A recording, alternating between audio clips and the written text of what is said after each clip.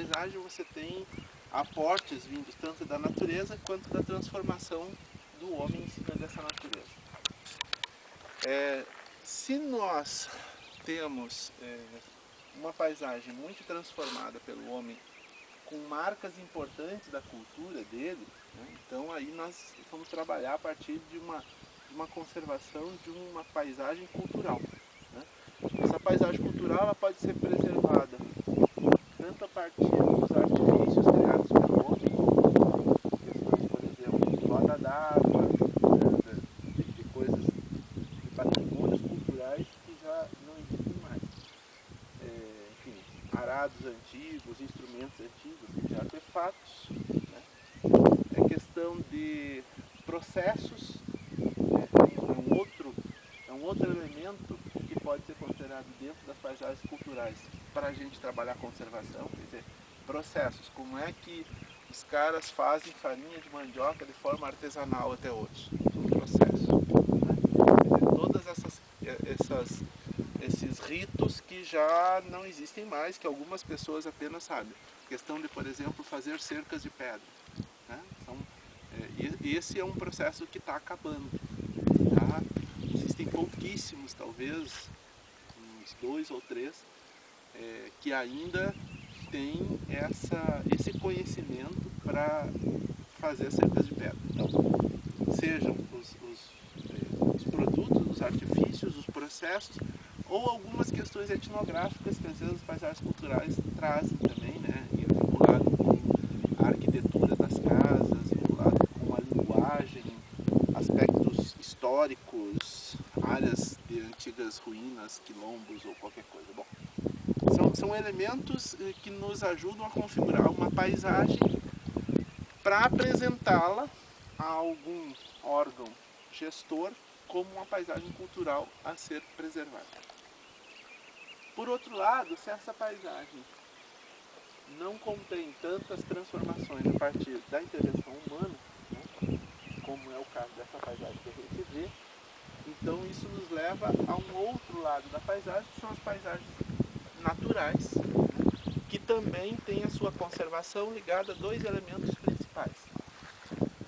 Os elementos bióticos, que são aqueles que historicamente, desde o final do século XIX, quando se começou a falar de conservação no mundo, né, o primeiro parque, aquele que eu falei para vocês lá, o Parque de Yellowstone nos Estados Unidos, sempre os elementos bióticos eles estiveram muito presentes na ideia de vamos conservar para que as futuras gerações ainda possam ver o que existia. Mas em alguns casos, por mais que os elementos bióticos estejam presentes, como aqui, a gente tem uma fauna, uma flora que são ricas, mas o elemento de maior destaque são os elementos abióticos. Então, quando você tem uma paisagem que justifique um nível de conservação a partir dos elementos abióticos, então nós estamos tratando dentro de 15 anos para cá, tem se falado como geoconservação. Então, nós estamos discutindo basicamente a possibilidade de manutenção desse patrimônio.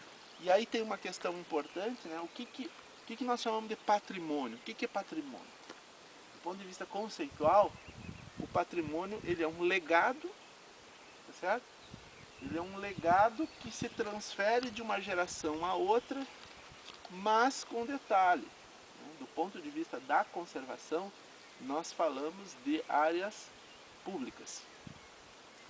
Ou seja, não existe conservação patrimonial em área privada. Essa é uma questão. Né? Porque aí, no momento que você está dentro de uma área privada, isso é propriedade. Né? Propriedade do cidadão. Agora, se você acha que isso aqui representa um modelo vivo de processos naturais que aconteceram nos últimos 200 milhões de anos, e que justifica a conservação porque é didático, né? Então, efetivamente, a gente acaba encaminhando-se para um projeto, né, de conservação, de geoconservação, e isso fatalmente vai ter que levar essa área a uma desapropriação ou alguma coisa deste tipo. Tá? Bom, a questão da conservação, ela nasce... Conservação de paisagens naturais é uma coisa, especialmente de paisagens naturais a partir de elementos abióticos, é uma coisa muito recente. Tá? Muito recente. A ideia de patrimônio, de conservação, ela surge ligada aos artefatos culturais que a arquitetura desenvolve já desde o início do século XX.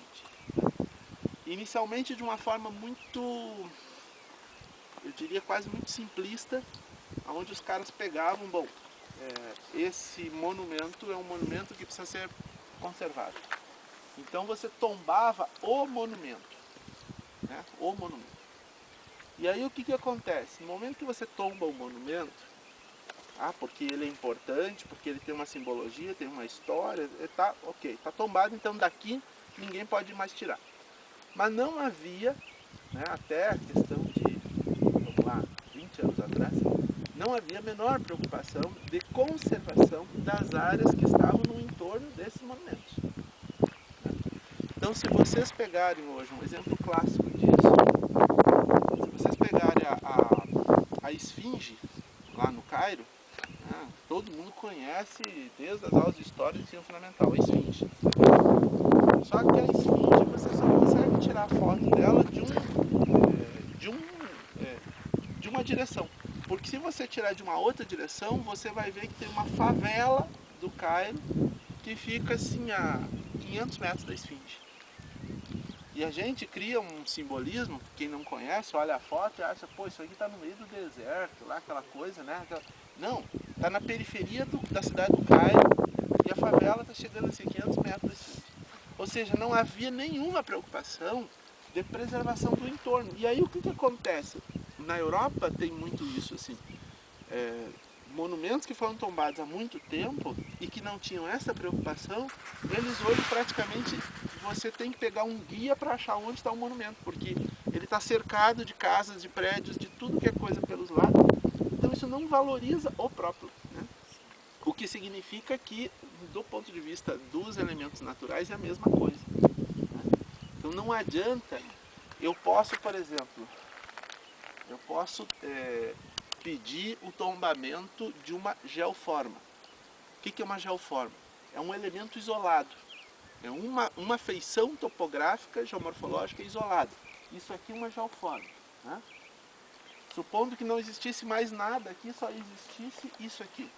Isso aqui foi a única coisa que sobrou para contar a história da ação dos processos fluviais sobre o arenito e tal. Bom, então nós vamos tombar isso aqui. Mas não adianta eu tombar só isso aqui. Né? Eu tenho que tombar um entorno para garantir que isso aqui continue com algum nível de destaque. Certo? Então essa é a primeira questão. Então a gente pode tombar desde uma geoforma específica até uma geoface. O que é uma geoface? Uma geoface é uma determinada extensão de área que inclui um conjunto de geoformas. Né? Então, por exemplo, eu não tenho como tombar ou pedir o tombamento de coisas separadas aqui. Ó. Vocês conseguem notar que se eu olhasse isso na imagem, né, eu estaria vendo claramente uma área que se diferencia de todo o entorno. Eu tenho um núcleo de afloramentos, de conglomerados e tal, e que nos arredores é tudo plano e não tem nada. Então eu consigo identificar isso e eu posso pedir o tombamento desta geoface. Né? Nesse caso aqui, essa geoface é apenas uma face de uma paisagem que contém várias outras faces semelhantes a essa, como essa que nós estamos aqui, uma outra face.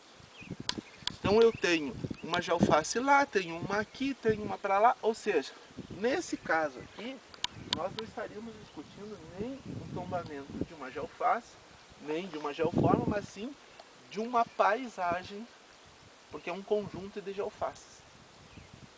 Tá claro? Então nós teríamos 3 escalas possíveis de tombamento. Desde o monumento em si, isolado,